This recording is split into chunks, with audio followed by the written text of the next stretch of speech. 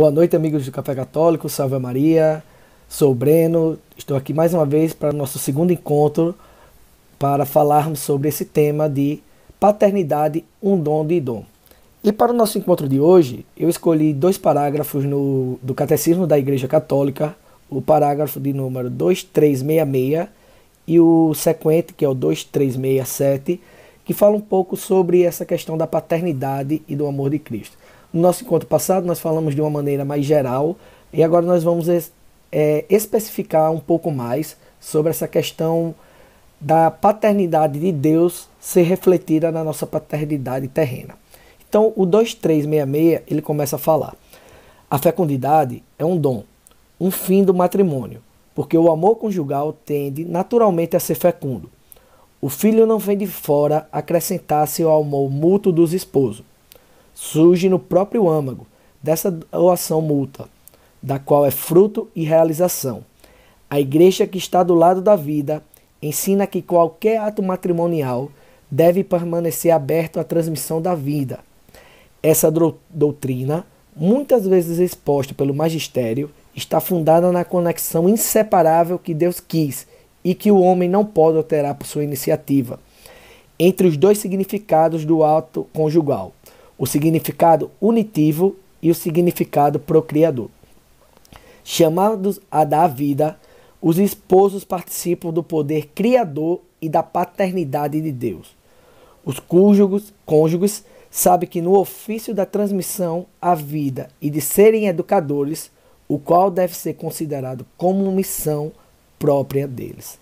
Então, meus irmãos, eu convido nós a fazermos a reflexão sobre duas frases desses dois parágrafos. A primeira, ele começa falando assim, que Deus quis e que o homem não pode alterar a sua iniciativa, entre os dois significados do ato conjugal, o significado unitivo e o significado procriador. Então, no ato conjugal, a transmissão da vida, nós, filhos de Deus, participamos unindo no maior milagre que Deus nos deu. Se Deus nos permite o dom da procriação, é o mesmo dom da criação de vida. Então nós, como seres mortais, filhos do barro vimos, durante o ato unitivo e a geração da vida, nós podemos dizer assim, somos um pequeno reflexo do milagre da nossa criação. Sempre vejo alguns cientistas e estudiosos dizendo que o ato de surgir a vida aqui no nosso planeta Terra tem uma probabilidade baixíssima, de vários zeros negativos. E que essa probabilidade, basicamente, é impossível termos surgido aqui no nosso planeta, no nosso sistema solar. E essa impossibilidade só é explicada através de algo sobrenatural, do próprio Deus. Então, durante o ato conjugal, esse significado unitivo, nós nos unimos a Deus, mas tão profundamente que nós temos o dom de transmitir a vida, das nossas entranhas surgir uma outra vida. E a outra frase que eu gostaria também de tocar, ele fala: chamados a dar vida, os esposos participam do poder criador, da criação e da paternidade de Deus.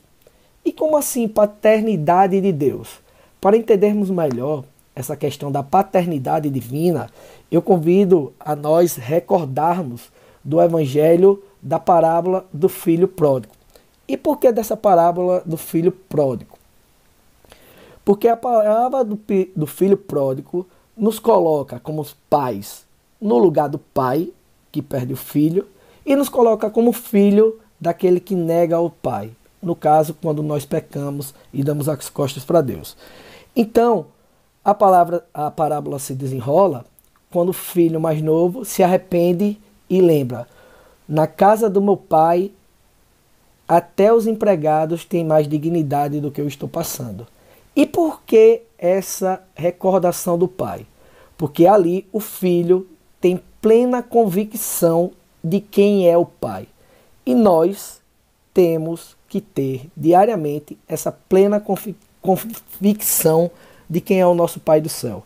São Pedro Crisólomo, ele fala a respeito dessa dessa parábola do Evangelho, uma coisa que me chamou muito a atenção, que a partir do momento o que o filho aparece no campo de visão do pai, o pai no seu direito poderia se colocar com o papel de juiz.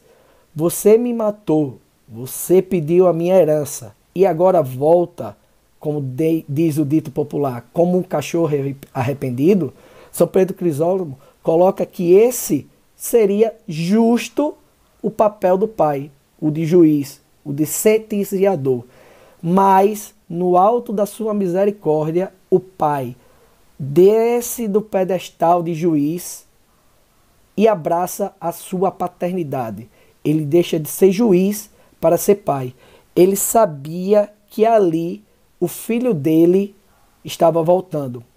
Então, vale mais para Deus ou para nós como pai termos a noção que o arrependimento de nossos filhos ou até o nosso próprio arrependimento no ato da confissão gera mais alegria, ou melhor, gera a mesma alegria do nosso nascimento. Então, para pais que nós temos uma vida de cruz, que um mundo perdido do jeito que está nos leva a ter temor do que nós temos, nós devemos lembrar sempre dessa parábola do filho pródigo, da volta, que o pai não quis ser um juiz, mas ele abraçou a sua paternidade e revestiu-se da mesma glória que ele tinha antes, a glória que ele, após o arrependimento, buscou. Então, muitas vezes, o pai tem mais vontade de perdoar do que nós temos vontade de ser perdoado. E essa frase me chamou muita atenção nesse papel de pai. A minha filha mais velha tem 6 anos, a mais nova acabou de nascer, como nós falamos no último vídeo, mas nos coloca como essa cruz que nós temos a caminhar. Claro que em diferentes fases da criação dos nossos filhos, tanto nessa primeira fase de crianças, de bebê, até a fase da adolescência e de adulto, nós como pais vamos ser colocados diante de situações inimagináveis para o nosso contexto. E nós teremos que ter esse modelo do nosso pai, o modelo do Pai do céu. O pai que muitas vezes sai do pedestal de juiz para a plenitude da paternidade. Então, meus irmãos, que Deus nos dê a graça que nós entendamos que a paternidade não vem com o objetivo de sermos carrascos ou acusadores ou juízes, mas sim como simplesmente pai. Aquele pai que está aqui para tudo que precisarmos e que muitas vezes nós nos colocamos isso durante a nossa confissão. Então que Deus nos dê a graça de sermos pais verdadeiramente, assim como o Pai, o nosso Pai do céu, e que Ele seja o verdadeiro exemplo para a nossa vida cotidiana com nossos filhos. Louvado seja nosso Senhor Jesus Cristo, para sempre seja louvado.